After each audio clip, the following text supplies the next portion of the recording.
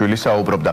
ჭიდაობის ფედერაციაში ვითარება კვლავ დაძაბულია არსებულ სიტუაციასთან დაკავშირებით დღეს სპორტისა და ახალგაზრდობის საქმეთა სამინისტროში დაწნახურული შეხვედრა გაიმართა 6 საათიანი დისკუსიის შემდეგ ცნობილი გახდა, რომ შეიქმნა საზედამხედველო საბჭო, რომელსაც სპორტისა და ახალგაზრდობის საქმეთა მინისტრი ლევან ყიფიანი უხელმძღვანელებს.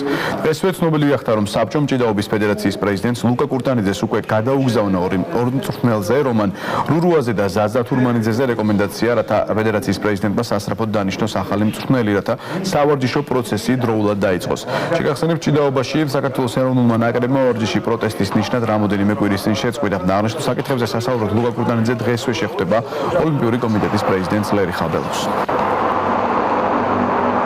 რეკომენდაცია მიიღეს პრეზიდენტს, რომ გაითვალისწინოს საუბარი არის ორ მწვრთნელზე, ის მწვრთნელები, რომლებიც დანიშნა კურტანიძე თავისნებით თვესოში განცხადების წერდა აქტიურად გავდივართ მოსწავლეობიდან და რეკომენდაცია მიეცა ორ პიროვნებას, ეს არის ვლადიმერ რურუა, გასადრომა რურუა და ზაზა თურმანიძე. ჩვენ რეკომენდაცია მივეძით ჭიდაობის ფედერაციას, რომ უმოკლეს ვადაში მოახდინოს მწვრთნელების კანდიდატების წარდგენა, ახალი მწვრთნელების, რომლებიც მოემზადებიან უკვე დააკომპლექტებენ ნაკრებებს.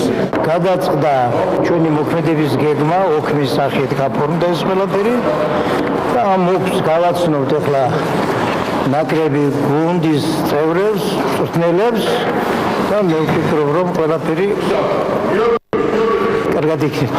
არის იურიდიული საკითხები, სადაც ლუკა კურტანიძემ უნდა მიიღოს მონაწილეობა. ჩვენ ვაძლევთ რეკომენდაციას და მან ეს უნდა შეასრულოს.